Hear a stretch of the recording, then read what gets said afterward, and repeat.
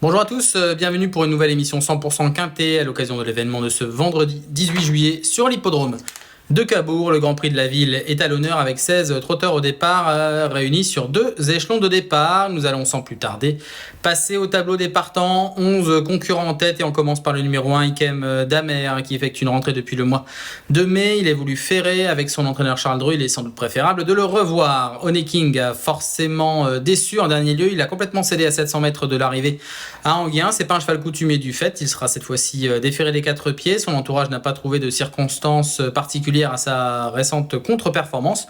Aussi, on va s'en méfier pour une petite place, mais il va quand même falloir qu'il rassure et donne sa pleine mesure. Le 3, Hello AM, premier élève de Dominique Lopneux, qui est particulièrement à l'aise à main droite, qui est en pleine forme. Attention à lui, il est capable d'aller de l'avant de plus. Il mérite un large crédit. Le 4, Ops, compte une deuxième place ce printemps sur les pompes de Vincennes. C'est vraiment un cheval inconstant, sans doute pas le cheval de Cabourg. En plus, une petit anneau à main droite qui n'est pas pour le servir. Il affronte également des trotteurs doués et nettement plus jeunes. Le 5, Just à midi, vient d'effectuer une course de rentrée sur l'hippodrome de Vincennes. Il a coincé dans la phase finale mais devrait évoluer sur la montante. C'est un cheval de qualité. On peut ici l'envisager à l'arrivée. Le numéro 6, Carl Svela, va sans doute préparer le critérium des 5 ans au mois de septembre.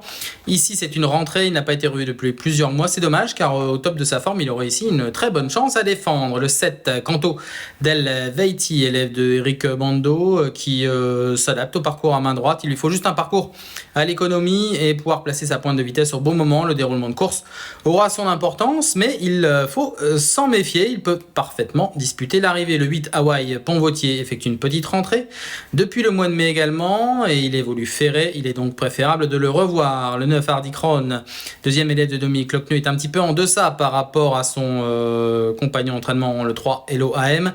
Il détient une chance secondaire avant le coup, mais on ne peut pas l'interdire de disputer l'arrivée. Le numéro 10, Jolie Surprise, est une jument de qualité qui revient à main droite. Ça fait un petit moment qu'on ne l'y a pas vue, mais elle vient de jouer vraiment de malchance lors de sa plus récente sortie.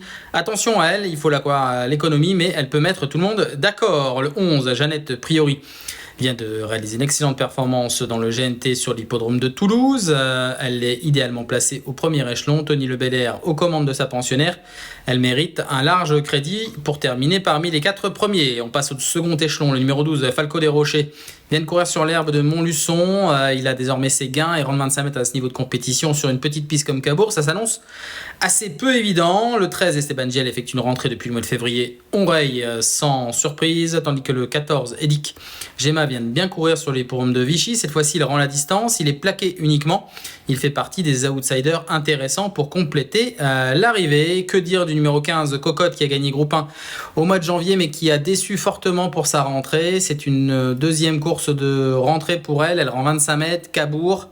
Il n'y a pas grand-chose tout de même d'évident avant le coup, même si c'est sans doute la meilleure en valeur pure. Elle aura le critérium des 5 ans en tête durant le mois de septembre, mais pour cela il va falloir qu'elle soit à son meilleur niveau. Ici c'est aussi difficile de la retenir que de l'éliminer. Le 16, Jack Tonic, a peu couru au printemps après avoir effectué la saison de monte, et ici il trouve un engagement idéal sur un parcours à main droite qui lui plaît. Maintenant il faut rendre tout de même la distance, on peut quand même lui faire confiance. Passons à notre choix de 5 chevaux.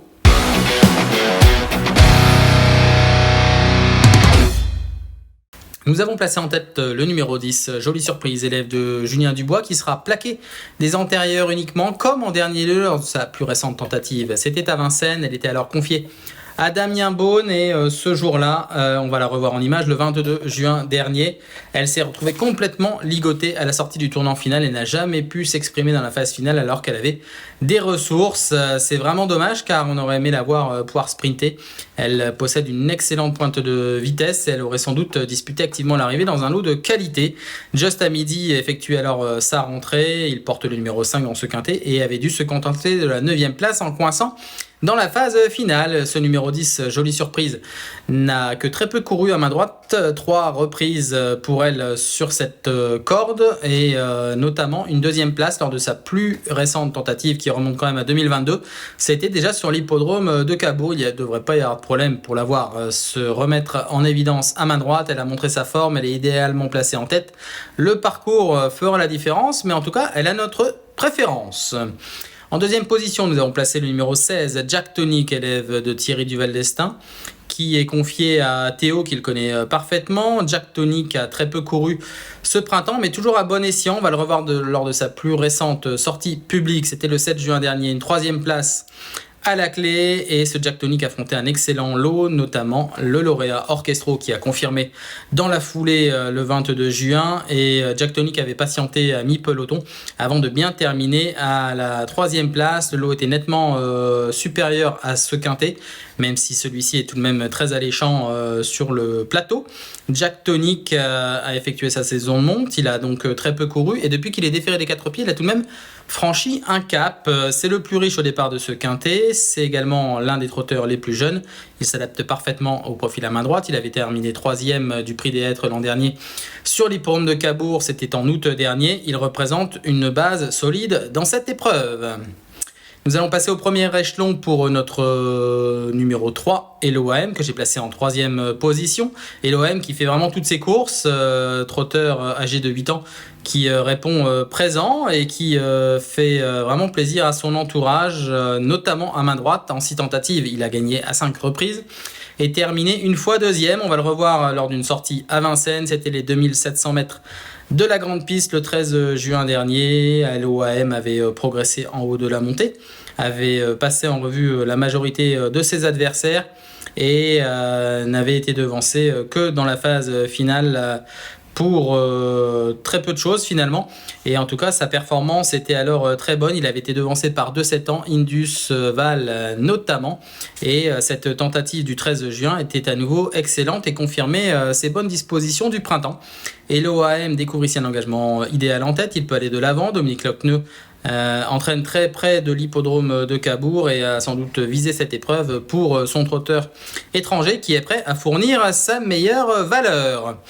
Nous allons passer en 4e position numéro 11, Jeannette Priori, élève de Tony Le Belair. Jeannette Priori qui excelle depuis le début de l'année, déjà plusieurs victoires à la clé, et notamment 4 victoires donc en province. Elle continue sa moisson en province ici pour ce bel engagement à quelques kilomètres de la maison. Jeannette Priori sera déférée des 4 pieds à nouveau. On va la revoir en image lors de sa plus récente sortie qui remonte à un mois pile. C'était l'épreuve du GNT sur les Paumes de Toulouse, une 2e place à la clé derrière un élève de Marc Sassier. Cette Jeannette Priori avait animé les débats, ce qu'elle pourrait d'ailleurs faire ce vendredi à Cabourg si besoin, avant de légèrement pencher en dehors dans la phase finale et de ne pouvoir contrer donc l'élève de Marc Sassier. Néanmoins, elle prenait une excellente 2e place et confirmait toutes ses bonnes dispositions depuis le début de l'année. Ici, c'est un engagement idéal pour elle et il est fort à parier qu'elle a un premier rôle à jouer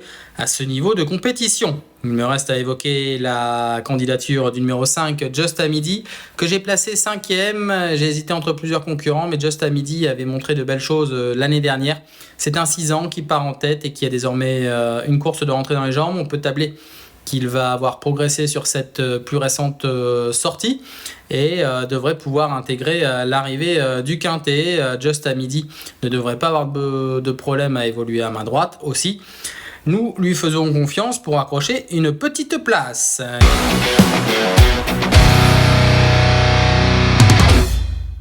Nous allons passer à la récap de notre sélection de 5 chevaux. Nous avons placé en tête le numéro 10, Jolie Surprise, qui peut s'imposer à l'issue d'un bon parcours et placer sa pointe de vitesse au bon moment. Le 16, Jack Tonic, représente une bonne base et le meilleur concurrent du second échelon, en tout cas celui qui présente le plus de garanties. Le 3, Elohim, n'a pas de fausse note à main droite, il part en tête et attention à lui, il peut aller très loin. Le 11, Jeannette Priori, est un petit peu dans le même cas, sauf qu'elle est âgée de 6 ans et qu'elle présente également de solides garanties. Enfin, Just à Midi va tenter de se remettre en évidence après une course de rentrée. Ça donne en chiffres le numéro 10, le 16, le 3, le 11 et le 5. Il me reste à évoquer le reste de la réunion avec vous, et notamment un jeu simple. Notre cheval du jour sera le 701 My Dream Mélois, dans une compétition qui a réuni très peu de concurrents âgés de 3 ans. Pierre Belloche a 2 belles cartouches dans cette épreuve. Et j'ai jeté mon dévolu sur le 701, donc My Dream Mélois, qui vient de s'imposer de plaisante manière sur l'hippodrome de Laval. En animant les débats, il a montré qu'il avait une certaine marge de manœuvre et qu'il allait pouvoir monter de catégorie. Ici, il est confié à Alexandre Abrivard, qui vient très peu souvent à Cabourg et qui devrait ici toucher au but avec ce trotteur qui est donc appelé à bien vieillir, le 701 My Dream Mélois. Il ne me reste plus qu'à vous souhaiter une bonne étude de la réunion du Quintet de ce vendredi 18 juillet sur l'hippodrome de Cabourg et également des autres courses. Bon jeu à tous et à très bientôt.